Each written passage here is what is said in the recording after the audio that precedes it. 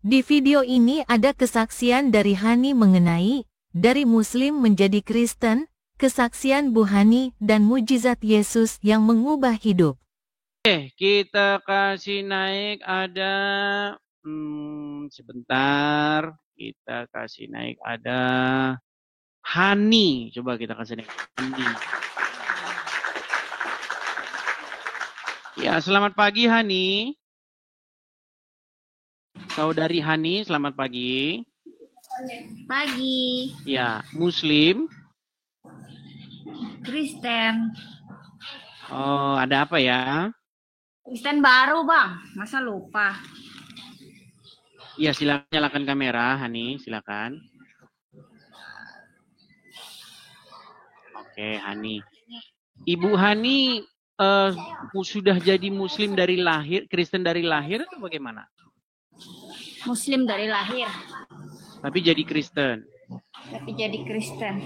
Jadi Kristen. Sudah berapa lama Ibu Hani jadi Kristen? Baru 1 tahun. 1 tahun. Oke, kita nggak asal-asal percaya ya. Kita nggak boleh asal-asal percaya. Kita bukan di room abal-abal yang cuma percaya aja. Coba, apa yang membuat kami yakin bahwa Ibu Hani dulunya Muslim, kemudian masuk Kristen? Coba bacaan-bacaan Qur'annya. Karena orang Islam itu kan diukur dari bacaan Qur'annya. Coba, silakan. Bacaan Qur'annya. Mau baca apa? Coba misalnya Al-Fatihah. Coba silakan. Al-Fatihah. Alhamdulillahirabbil alamin. Ar-Rahmanir-Rahim. Maliki yaumiddin. Iyyaka na'budu wa iyyaka nasta'in. Ihdinas siratal mustaqim. Siratal ladzina an'amta 'alaihim ghairil maghdubi 'alaihim waladdallin. Sah. Ini sah. Coba bacaan sholat yang masih diingat dulu. Apa bacaan sholat yang masih diingat? Bacaan sholat. At-tahiyatul mubarakatus salawatut thayyibatu lillah. Assalamu alayka ayyuhan nabiyyu wa rahmatullahi wa barakatuh. Assalamu alayna. Udah, sah nih. Sah. Coba Bu Hani, apa yang membuat Anda akhirnya meninggalkan agama Islam? Saya sejak lahir Islam ya, tapi di situ tidak menemukan ketenangan. Itu aja. Terakhir saya sakit. Waktu itu umur 39 tahun ya. Sakit, ke dokter sudah, herbal sudah, alternatif sudah, intinya nggak sembuh. Ada teman saya tuh ngasih nasihat, mintalah ke ini Tuhan Yesus. Kita emang teman waktu itu. Tapi kan setiap kali dia ngomongin agama gitu kan pasti debat terus nih kita. Oke, akhirnya debat. Lalu? Ya debat. Saya kan masih yakin tuh dulunya. Coba aja kamu berdoa di dalam nama Tuhan Yesus. Dan jadi aku tuh disuruh bikin tantangan nih, Bang Edis. Disuruh bikin tantangan ceritanya. Ya Yesus, kalau kamu nggak mau mengakui dia Tuhan Yesus kan, ya udah nggak usah panggil dia Tuhan katanya. Yesus, kalau memang kamu benar-benar Tuhan, tunjukkan mujizatmu kepadaku dan berikanlah kesembuhan untukku. Jika aku sembuh, aku bersedia menjadi pengikutmu.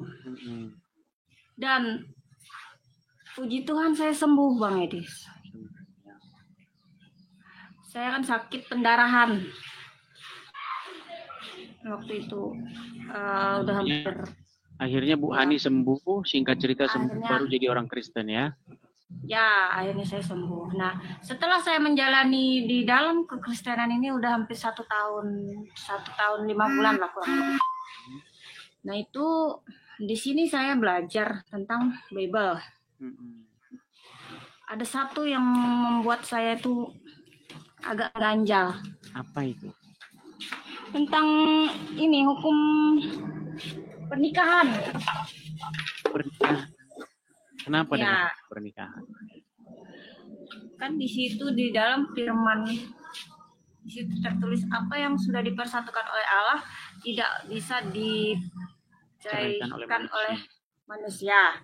Nah, sekarang gini, misalkan di dalam rumah tangga itu sudah tidak ada kecocokan, terus tidak ada damai sejahtera di Emang suami itu dalamnya. Muslim?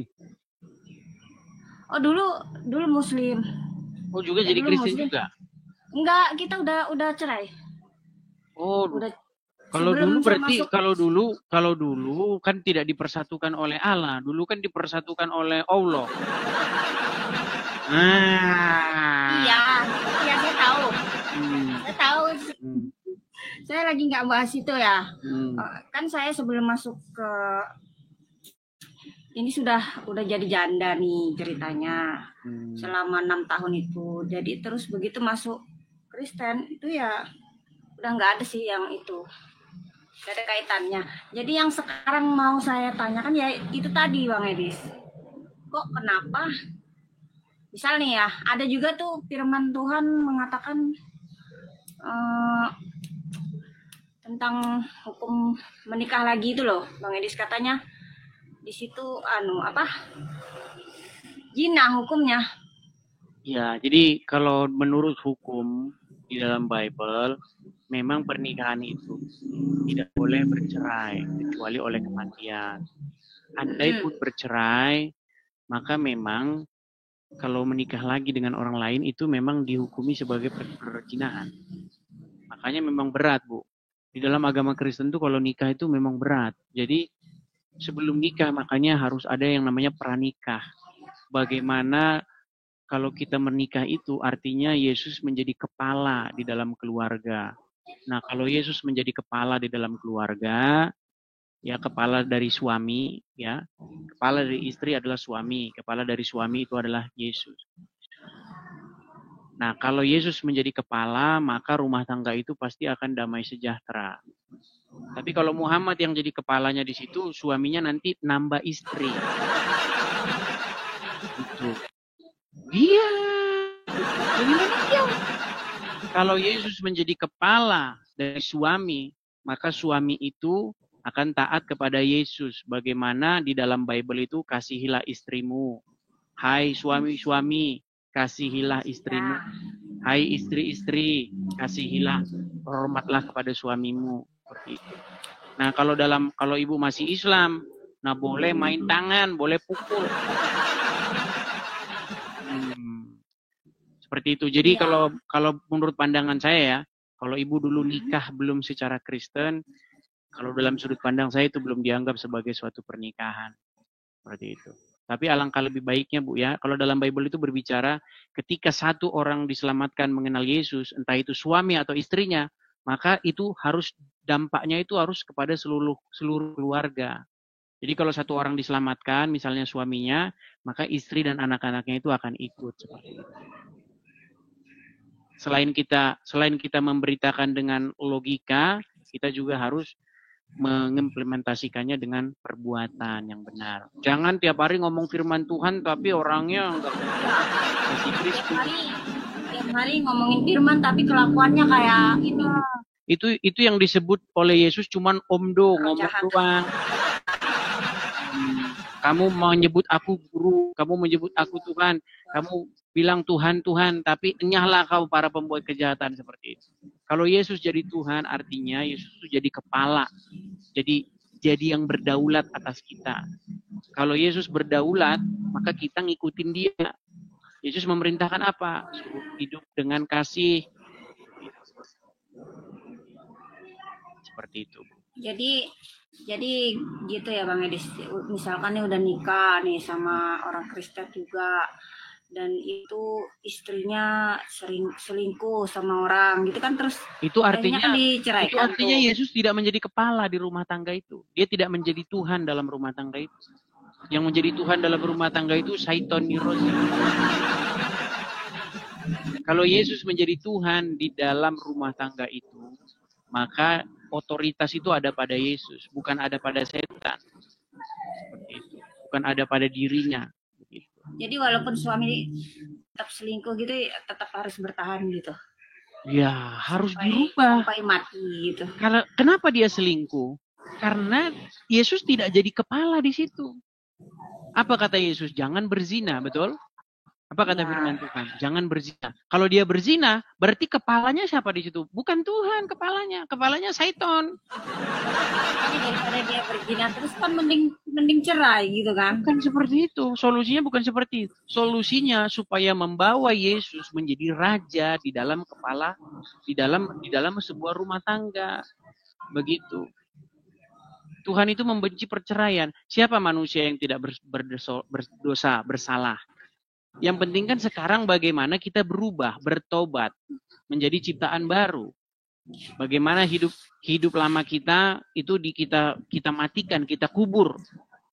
Kemudian kita hidupkan tubuh kita yang baru, hidup kita yang baru, seperti itu. Tapi kenapa Bang Edi di sini di tempat daerah saya tuh banyak mereka udah nikah nih terus cerai karena alasannya salah satunya itu ada yang selingkuh dan terus mereka menikah lagi, masing-masing menikah lagi. Itu tidak mengikuti ajaran Tuhan Yesus. Ajaran Tuhan Yesus tidak seperti itu.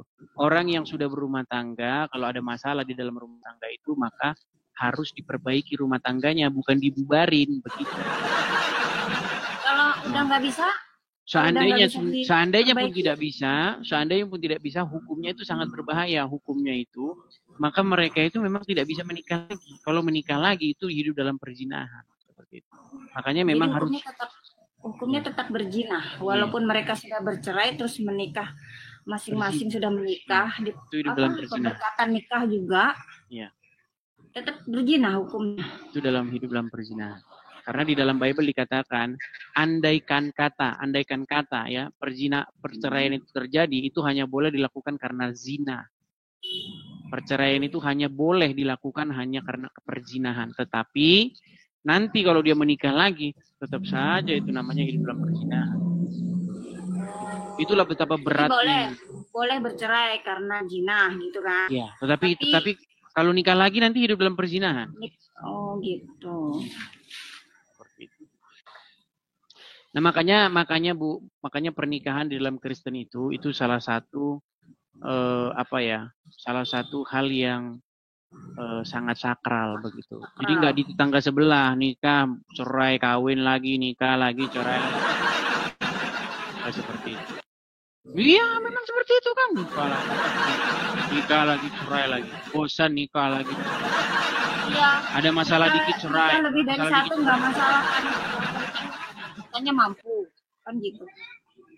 Makanya Bu, ya sudah benar yang Ibu lakukan. Artinya kalau dulu yang berkuasa di dalam hati Ibu, yang mendalikan hati Ibu itu Muhammad, sekarang Yesus. Nah sekarang buktikan kalau Yesus itu menjadi otoritas, menjadi yang berdaulat di dalam hati Ibu. Begitu.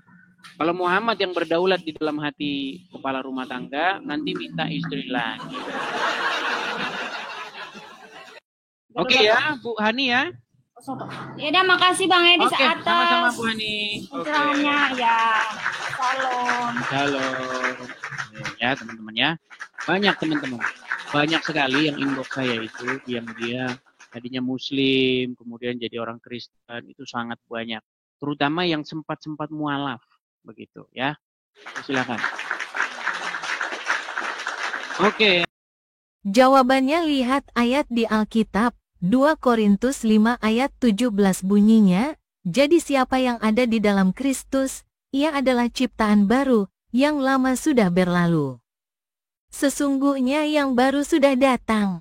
Matius 19 ayat 6 bunyinya, demikianlah mereka bukan lagi 2, melainkan 1. Karena itu, apa yang telah dipersatukan Allah tidak boleh diceraikan manusia. Lukas 5 ayat 32 bunyinya, aku datang bukan untuk memanggil orang benar, tetapi orang berdosa supaya mereka bertobat. Ibrani 13 ayat 4 bunyinya, hendaklah kamu semua menghormati perkawinan dan menjaga kesucian tempat tidur, sebab orang-orang cabul dan pezina akan dihakimi Allah. Saudara-saudara sekalian, pada video yang sudah kita tonton bersama-sama ini ada pertanyaan yang mana bikin banyak orang pusing atau marah-marah atau menerima semua penjelasan dari Edis TV dan kita semua harus menghormatinya. Silahkan para penonton menilai sendiri dan dapat memberi tanggapan melalui kolom komentar Tanya Jawab TV mengenai penjelasan dari Edis TV. Terima kasih semuanya kepada para penonton Tanya Jawab TV yang berbahagia. Semoga video ini bisa memberikan pengetahuan dan edukasi kepada para penonton.